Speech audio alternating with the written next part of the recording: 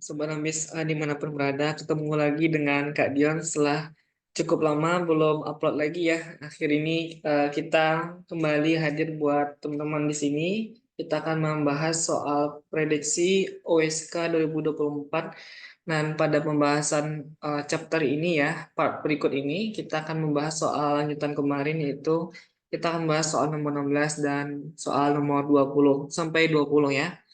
Nah, Sobat Ambis dimanapun berada, kita akan membedah soal prediksi yang Kak Dian susun sendiri.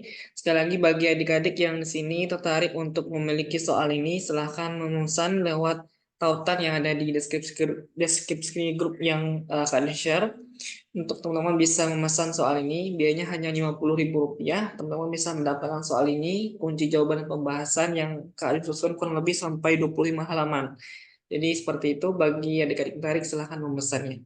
Dan kemudian informasi menariknya adalah Kak Adin sekarang lagi membuka kelas OSK private ataupun kelas OSK intensif bersama Kak Dion bagi adik-adik yang ingin mengikuti pelatihan dan mempersiapkan medalis OSN 2024 bisa mengikuti pelatihan OSK yang Kak Dion buat dan ini sudah kita buka beberapa waktu yang lalu dan kita akan tutup pada tanggal 5 Maret 2024. Sekali lagi, mari adik-adik bisa bergabung untuk pelatihan intensif bersama Kak Dion.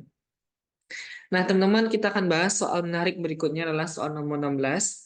Diketahui pendapatan domestik bruto negara medalis OSN sebagai berikut. Ini pendapatan PDB ya dari 2021 sampai 2023. Berdasarkan data di atas, laju pertumbuhan negara medalis OSN. Maksudnya laju pertumbuhan PDB ya untuk negara medalis OSN pada tahun 2023. Nah, ini yang ditanyakan.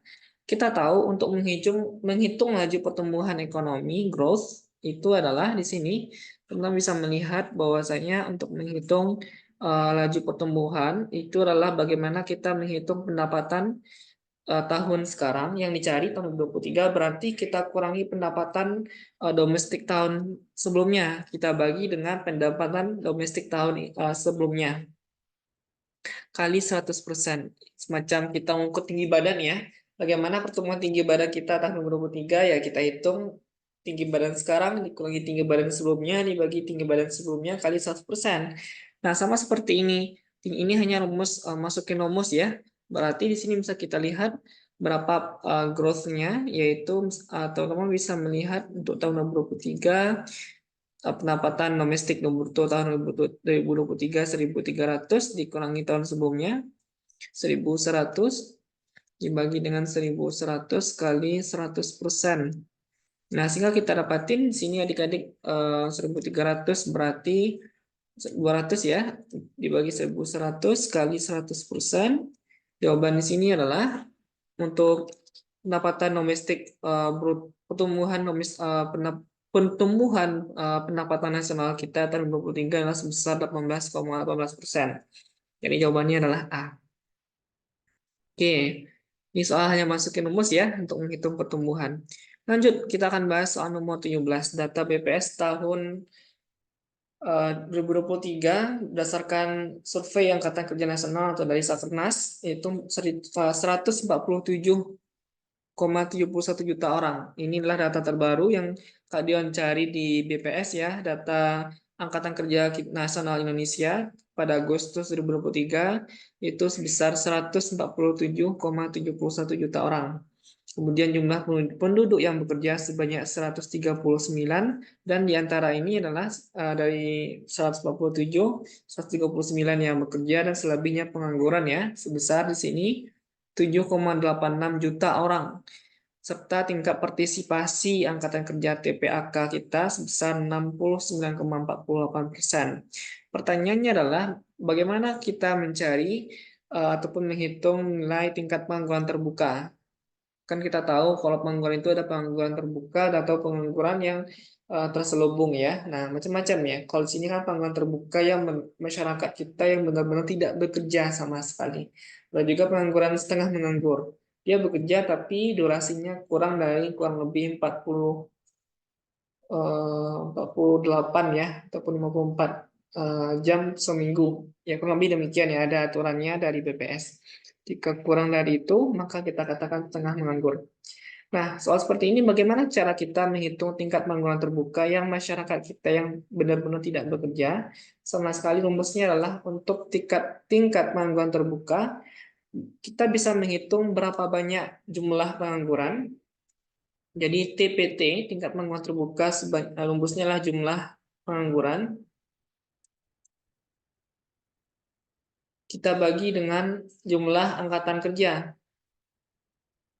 Nah, dikalikan 100%. Nah, jadi intinya lah jumlah berapa yang menganggur dibagi seluruh angkatan kerja dikali 100%. Untuk kita bisa menghitung TPT ini dalam bentuk persentase. Nah, jumlah pengangguran di sini sudah diketahui 7,86 ya. 7,86 juta dibagi jumlah angkatan kerja di sini 147,71 kali 100%.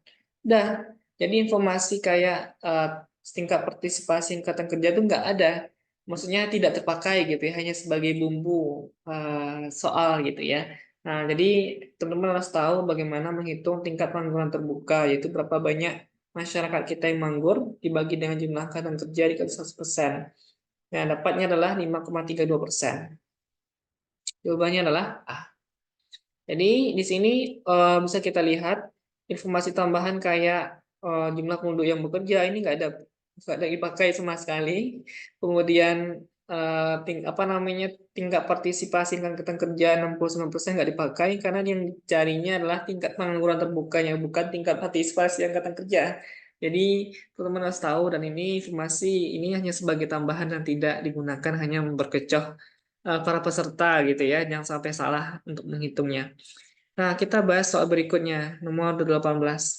The COVID-19 pandemic hit the world, including Indonesia, during 2020 until 2022, resulting in Indonesia economy experiencing a recession for 2 consecutive years. Jadi, pada tahun 2020 sampai 2022, Indonesia terkena pandemi ya, sehingga mengakibatkan resesi beberapa tahun sebelumnya ya. Nah, kita bisa mengetahui salah satu yang mengakibatkan dari pandemi itu adalah terjadinya dari perubahan siklus ekonomi Indonesia dan dampaknya bagi pengangguran terbuka, tingkat pengangguran terbuka masyarakat ataupun penduduk Indonesia. Nah, jenis pengangguran, this type of unemployment resulting from recession is referred to as. Jadi, jenis pengangguran yang disebabkan karena adanya resesi tadi, karena kan pandemi disebut apa? Jawabannya adalah karena diceritakan economic cycle, perubahan siklus ekonomi. Jawabannya adalah cyclical unemployment, artinya adalah pengangguran siklus. Biasa soal seperti ini, kita bisa mengetahui adanya misalnya resesi, gitu ya, pengangguran siklus, perubahan siklus, gitu ya, ekonomi yang sebelumnya apa namanya secara aktif kemudian tiba-tiba mendadak shock. Jadi sini resesi ini juga nggak cuma resesi ataupun siklus, juga di sini bisa kita lihat ada namanya shock ataupun gonjangan perekonomian. Nah, itu cyclical unemployment. Nah, deflationary unemployment, pengangguran deflasi ini tidak terlalu signifikan biasanya muncul di soal. Voluntary unemployment ini pengangguran terbuka atau pengangguran, maksudnya pengangguran sukarela ya. Voluntary sukarela artinya dia mungkin sengaja menganggur. Contoh misalkan ada mahasiswa ataupun fresh graduate yang setelah lulus S1 gitu ya, wisuda, kemudian dia karena pengen langsung lanjut S2, tapi persiapan dia belum banyak dan dia butuh waktu kurang lebih setahun untuk mempersiapkan S2-nya, misalkan bahasa Inggris dan sebagainya. Dan dia memang harus fokus gitu ya selama setahun itu buat belajar. Nah, dia memutuskan untuk tidak bekerja setelah lulus dan ingin belajar persiapan studi. Itu kita sebut sebagai voluntary unemployment. Nah, teknologi unemployment ini misalkan dulu pakai manual gitu ya, membuat barang. Kemudian banyak pekerja yang dipekerjakan sekarang berganti dengan mesin, teralihkan tenaga manusia dengan mesin, yaitu teknologi. Fractional unemployment itu juga pengangguran sementara ya.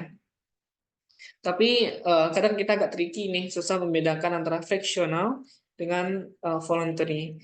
Kalau soal keadilan sendiri, kalau misalnya ada kata-kata secara sukarela, nah langsung kita bisa memilih jawaban voluntary. Tapi misalkan tadi kalau tidak ada contoh sukarela yang dia ingin mempersiapkan lanjut S2, nah mungkin fractional ya, ataupun misalnya soal seperti ini, mohon maaf teman-teman ya, kalau fractional itu kayak sementara ya, ketika selesai satu mungkin dia butuh semacam magang tidak berbayar ya, dia ikut training, penuh job training atau pelatihan atau magang yang tidak berbayar untuk dia bisa bekerja nantinya setelah mungkin magangnya 3 sampai 6 bulan. Nah, itu fractional. Sementara waktu dia menganggur dulu buat persiapan dia bekerja kayak gitu. Kalau voluntary lebih secara memang dia sendiri yang memutuskan untuk tidak bekerja. Kalau fractional dia berusaha mencari pekerjaan tetapi banyak hal-hal yang constraint atau kendala yang dia hadapi sehingga dia harus mempersiapkan dulu untuk dia bekerja.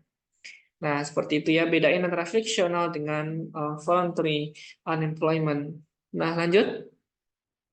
Nomor 19, tahun 2024 merupakan tahun politik, ya tahun sekarang ya, di mana pergantian masa kepemimpinan Indonesia mulai dari level eksekutif hingga legislatif. Dampak dari peristiwa ini adalah permintaan untuk pembuatan spanduk baliho para caleg gitu ya.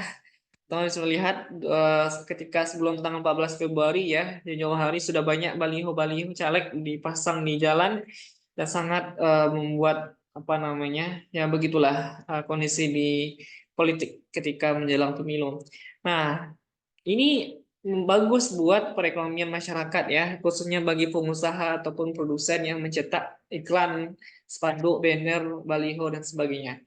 Nah, selain itu, pemerintah juga butuh nih untuk mengeksekusi program-program dari pemerintah agar sukses berjalan, itu dengan cara pemerintah mengucurkan dana kepada masyarakat lewat program pemberdayaan sosial dan ekonomi. Nah, kebijakan tersebut masuk kemana?